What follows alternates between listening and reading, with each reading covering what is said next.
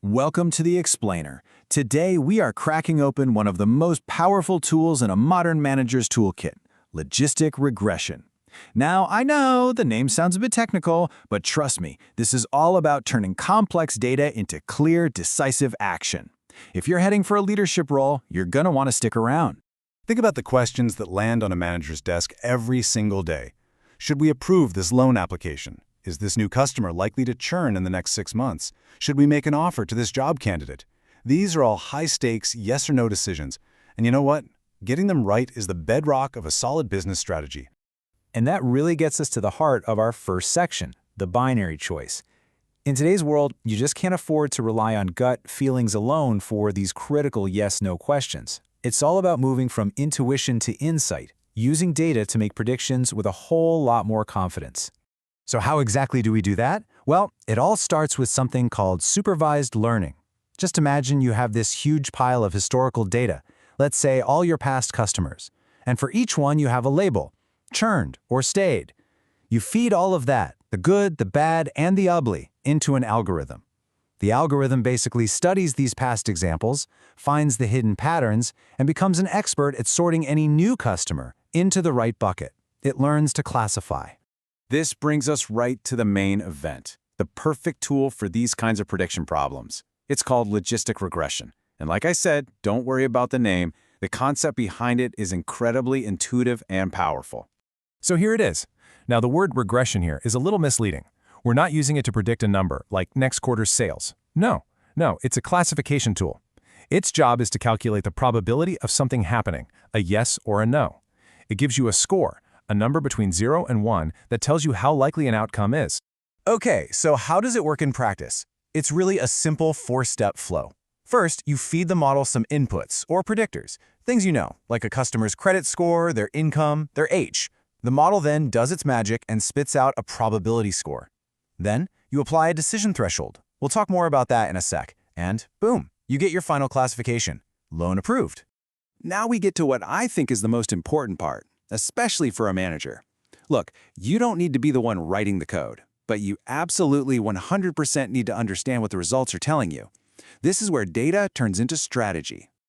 So, your data science team might whip up some code using a popular library like scikit-learn and Python. They'll train a model on features like how long a customer has been with you or how many support tickets they've filed.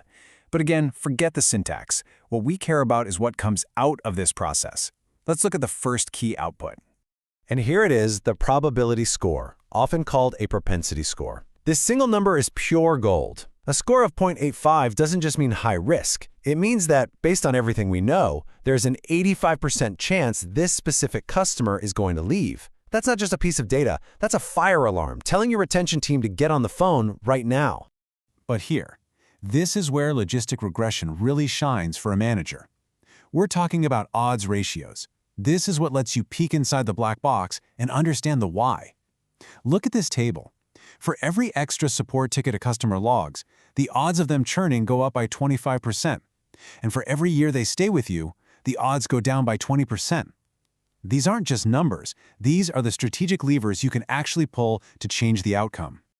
Okay, remember that decision threshold? Well, it's not always just set at 50-50.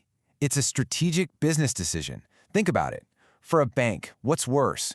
Rejecting a good applicant and losing out on some interest? Or approving a bad applicant who ends up defaulting on a huge loan? The second one is way more costly, right? So you might set your threshold lower to be more cautious. It's all about balancing the cost of being wrong. All right, so now that we know how it works, let's talk about where you can put this to use. And the truth is, this is a seriously versatile tool that you can apply across pretty much every part of an organization. In finance and risk, the applications are a no-brainer. This is the engine that drives modern credit scoring. It's also on the front lines, detecting fraudulent credit card transactions in real time, saving companies millions before the damage is even done. For marketing, this is an absolute game changer. You can predict which customers are on the verge of leaving and send them a targeted offer to stay. Or you can flip it around and identify the customers with the highest propensity to buy your next product so your marketing budget goes exactly where it'll have the most impact. And it doesn't stop there. Think about HR. What if you could predict which of your top employees are at risk of leaving before they even start looking for another job? That's powerful stuff. Or in operations, imagine being able to predict that a critical piece of machinery is likely to fail next week so you can schedule maintenance and avoid a costly shutdown. Okay, let's bring this all back to you. As an MBA or PGDM student, how can you take this powerful tool and apply it right now to make a real impact, maybe in your capstone project? Well, here's a simple 4-step roadmap. First, find a really important business problem and frame it as a yes or no question. Then you get the data ready.